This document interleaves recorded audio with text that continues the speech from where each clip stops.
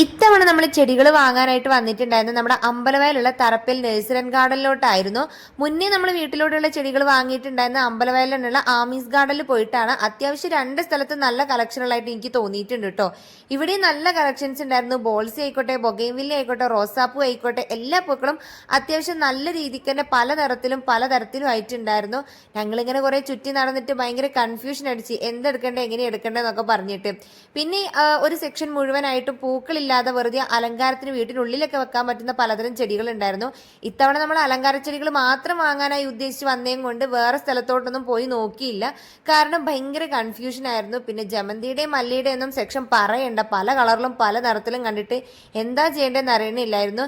ഇതൊക്കെ നമ്മുടെ സ്റ്റഡി റൂമിലൊക്കെ കൊണ്ടുപോയി വെച്ചാൽ നല്ല ഭംഗിയുണ്ടാവും. 1000 രൂപ കൊണ്ടൊക്കെ വന്നിട്ട് ഒന്നും ആവില്ല എന്നുള്ളത് ഇന്നാണ് മനസ്സിലായത് ഗൈസ്. പിന്നെ നമ്മൾ ആകർഷിക്കാനായിട്ട് ഇതാ കുറെ ചെടിച്ചട്ടികൾ ഉണ്ടായിരുന്നു, ക്യൂട്ടായിട്ടുള്ളത്. അത്യാവശ്യം നല്ല രീതിക്ക് നമ്മൾ ഇവിടുന്ന് പർച്ചേസ് ചെയ്തു.